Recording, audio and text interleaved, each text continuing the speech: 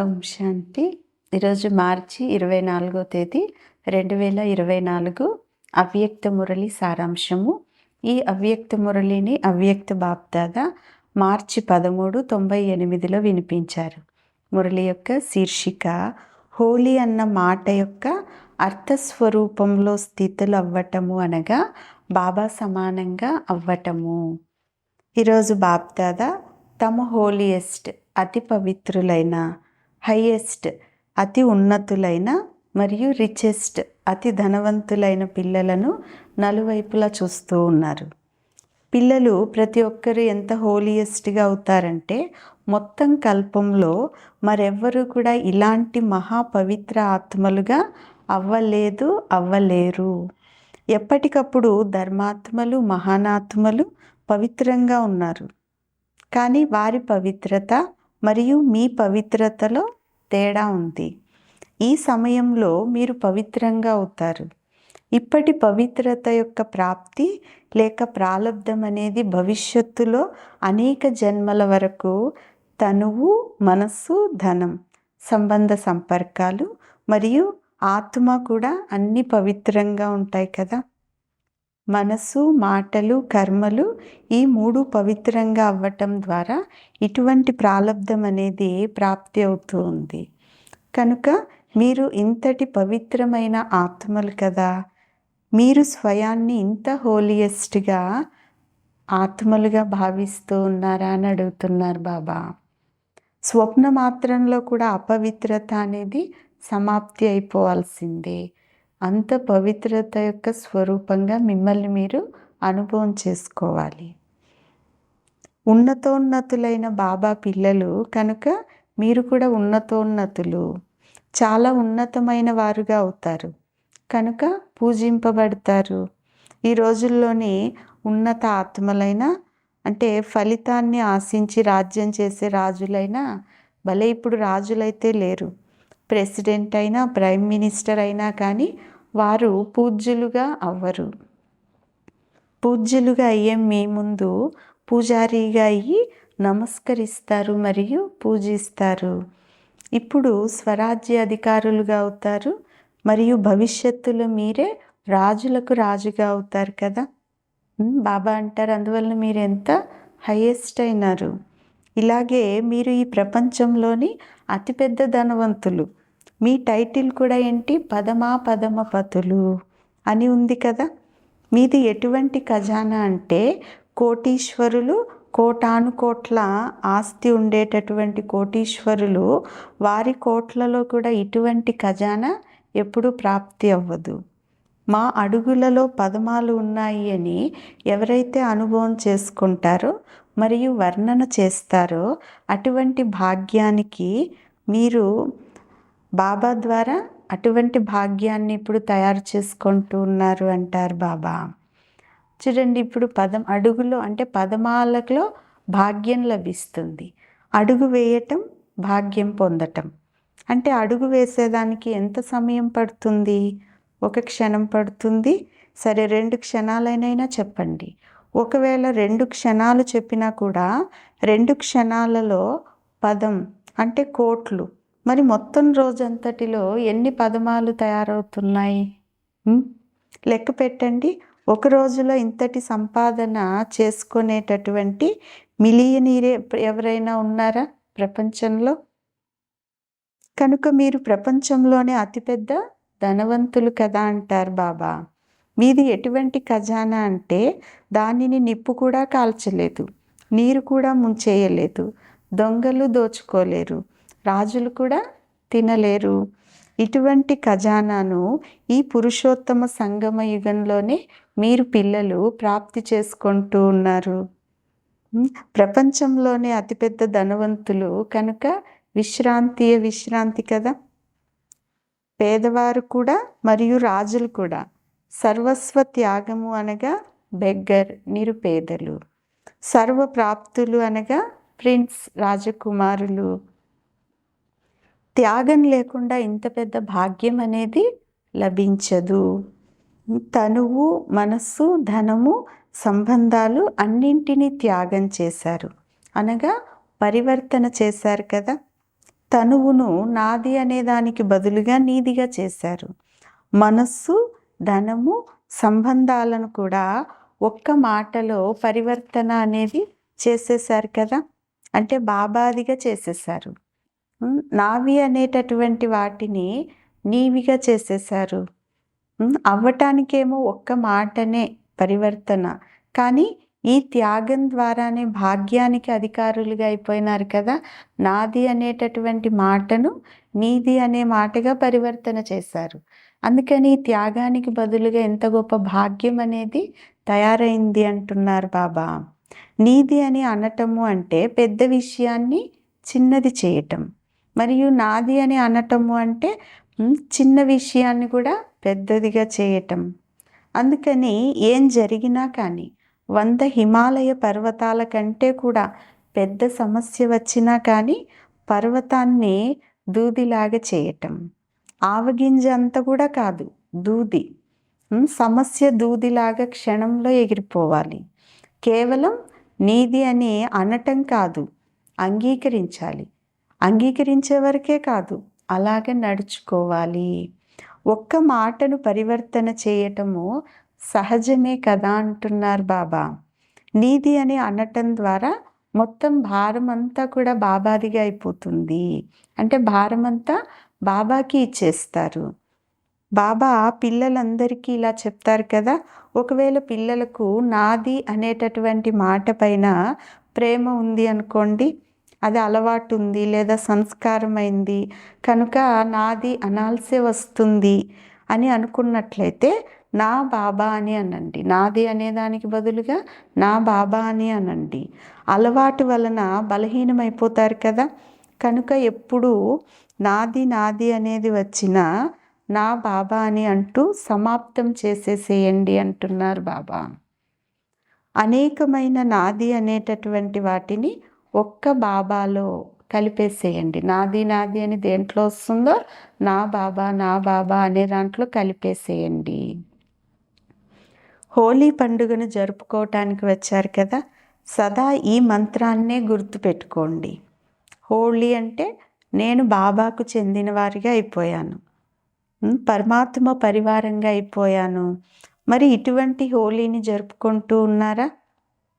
భక్తి మార్గంలోని ఉత్సవాలన్నీ కూడా స్మృతి చిహ్నాలే, కానీ అవి కూడా కొంత అర్థసహితంగా తయారు చేయబడ్డాయి. హోలీ పండుగలో ముందు ఏం చేస్తారు? కాల్చుతారు. తర్వాత పండుగ జరుపుకోవాలి. అంటే ముందు భస్మం చేయండి, అశుద్ధాన్ని, బలహీనతలను, చెడును కాల్చేయండి, తర్వాత జరుపుకోండి. వాస్తవానికి ఆత్మికంగా జరుపుకోవాలి.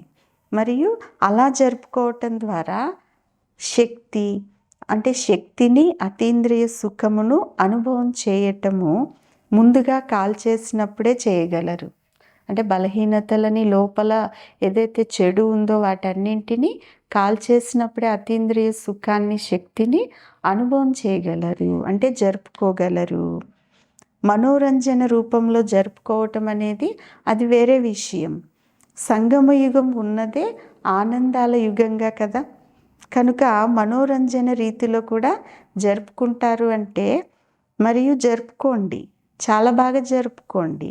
కానీ పరమాత్మ యొక్క ప్రేమ ప్రభావంలో పడటము అనగా బాబా సమానంగా అవ్వటం కదా. బాబా ఏ విధంగా అశరీరిలో, అవ్యక్తులో అలా అశరీరితనమును అనుభవం చేయటం మరియు అవ్యక్త ఫరిస్తాను అనుభవం చేయటం, ఇదే బాబా ప్రభావంలో పడటం అంటే బాబా యొక్క రంగును వేసుకోవటం. హోలీ పండుగ రోజు కాల్స్తారు, పండుగ జరుపుకుంటారు, రంగులు వేసుకుంటారు కదా. ఇది బాబా యొక్క రంగును వేసుకోవటం అంటే బాబా సమానంగా అవ్యక్త ఫరిస్తాగా అవ్వటము. కర్మ చేయండి, కానీ అవ్యక్త ఫరిస్తాలుగా అయ్యి పని చేయండి. అశరీరితనముని యొక్క స్థితిని ఎప్పుడు కావాలంటే అప్పుడు అనుభవం చేయండి. ఇలా మనస్సు మరియు బుద్ధి మీ అధీనంలో ఉండాలి. అశరీరిగా అవ్వు అని ఆజ్ఞాపించండి, ఆజ్ఞాపించగానే జరిగిపోవాలి. అంటే ఫరిస్తా అయిపోవాలి. మనస్సును ఎక్కడ ఏ స్థితిలో స్థితం చేసుకోవాలనుకుంటారో అక్కడ క్షణంలో మనస్సు సెట్ అయిపోవాలి. టైం పట్టకూడదు. ఎటువంటి పరిస్థితి అయినా అలజడి ఉన్నా కానీ అలజడిలో కూడా అచంచలంగా అవ్వండి. లేక అశరీరిగా అవ్వాలి అని ఇలా ఆలోచిస్తూనే ఉంటూ దాంట్లోనే సమయం గడిచిపోతూ ఉందా? సమయం దాంట్లో గడిచిపోకూడదు. నేను ఉన్నదే ఆత్మగా, శరీరం అయితే లేనే లేదు. నేను ఆత్మను, నేను వచ్చిందే ఆత్మగా, అవ్వాల్సింది కూడా ఆత్మగా కదా. ఇటువంటి ఆలోచనలో ఉంటారు. ఇప్పుడు ఇటువంటి ఆలోచనలతో అశరీరిగా అయ్యారా, లేక అశరీరిగా అయ్యేందుకు యుద్ధం చేస్తూ ఉన్నారా?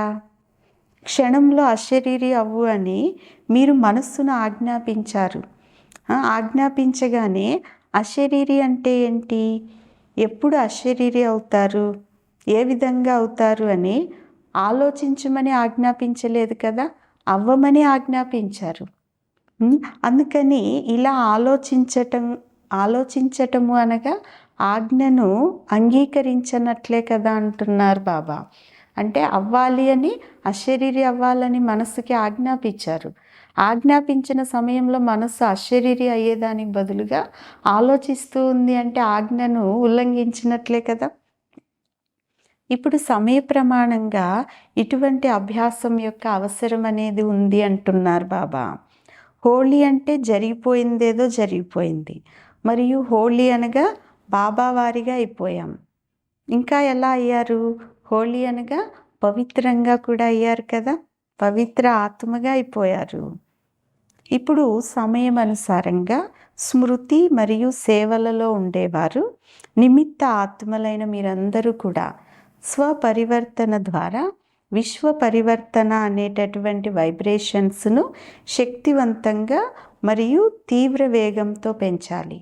నలువైపులా మానసిక దుఃఖాలు, అశాంతి, మనోవ్యాకులతలు చాలా తీవ్రగతితో పెరిగిపోతూ ఉన్నాయి. బాప్ దాదాకు విశ్వ ఆత్మలపైన దయ కలుగుతుంది కనుక ఎంత తీవ్రగతితో దుఃఖం యొక్క అలలు పెరుగుతూ ఉన్నాయో అంతగానే సుఖదాతకు పిల్లలైన మీరు మీ యొక్క మనసాశక్తి ద్వారా మనసా సేవ మరియు సకాష్ ఇచ్చేటటువంటి సేవ ద్వారా, అంటే ఆలోచన విధానం వృత్తి ద్వారా నలువైపులా సుఖం యొక్క కానుకను ఇచ్చి దానిని ఇతరులకి అనుభవం చేయించండి. అంటే దుఃఖం అశాంతిలో ఉండేవారికి సుఖాన్ని ఇస్తూ సుఖాన్ని అనుభవం చేయించండి అంటున్నారు బాబా. మీ అందరి దగ్గర శాంతి, నిస్వార్థమైన సత్యమైన ప్రేమలు స్టాక్ జమ అయింది కదా. జమ అయితే అయింది, అయితే జమ చేసుకున్న దాన్ని ఖర్చు చేసుకోవటం లేదు కదా. ఇలా సంపాదించారు మరి అలా తినేసేశారు, లేక స్వయం కోసమే వాటిని ఖర్చు చేసుకొని ఖాళీ చేసుకున్నట్లయితే ఇక 21 జన్మలకు ఏం జమ చేసుకున్నట్లు? ఖర్చు చేసేస్తున్నారు, సంపాదిస్తున్నారు అంటే 21 జన్మలకు ఏం ప్రాప్తి చేసుకున్నారు? ఇతరులకి ఏదైనా గుణాన్ని ఇచ్చారు, శక్తిని ఇచ్చారు, జ్ఞాన ఖజానా ఇచ్చారు, అది ఖర్చు కాదు, అది జమా ఖాతాలో జమ అవుతుంది. కానీ స్వయం కోసం ఎప్పటికప్పుడు ఖర్చు చేసుకున్నట్లయితే జమ అయి ఉన్నటువంటి ఖాతా ఖాళీ అయిపోతుంది. కనుక చాలా మంచి విశాలమైన బుద్ధితో చెకింగ్ చేసుకోవాలి అంటున్నారు బాబా. జమా ఖాతా ఎక్కువగా ఉండాలి. కనుక ప్రతి కర్మ లేదా ప్రతి అడుగు బ్రహ్మాబాబా సమానంగా ఉందా అనేదాన్ని చెక్ చేసుకోండి అంటారు బాబా.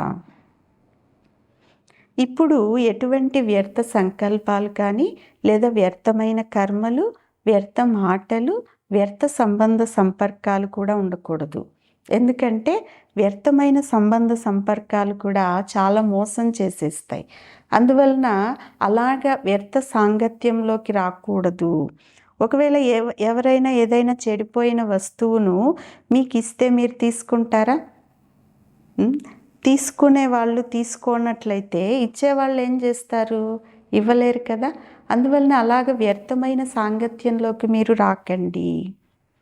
బాబా అంటారు, నలువైపులా గల అతి పవిత్రమైన ఆత్మలకు, సదా అతి ఉన్నతమైన స్థితిలో స్థితమై ఉండే అతి ఉన్నతమైనటువంటి ఆత్మలకు, సదా సర్వ ఖజానాలతో సంపన్నమైన అతి ధనవంతులైన ఆత్మలకు, సదా ప్రతి అడుగులో కోట్లను జమ చేసుకునేటటువంటి వారికి బాబా సమానంగా అయ్యేటటువంటి శ్రేష్ఠ ఆత్మలకు, సదా దయాహృదయులు, క్షమాసాగరుడి యొక్క పిల్లలు మాస్టర్ క్షమాసాగరులుగా అయి క్షమించేటటువంటి ఆత్మలకు, విశ్వంలోని దుఃఖంలో ఉండే ఆత్మలకు సకాష్ ద్వారా సుఖము శాంతి యొక్క అంచెలిని ఇచ్చేటటువంటి ఆత్మలకు ప్రతి సమయము తమ జమ అయిన ఖాతాను నిండుగా ఉంచుకొని అతి తీవ్ర పురుషార్థి ఆత్మలకు బాబ్దాదాల యొక్క ప్రియ స్మృతులు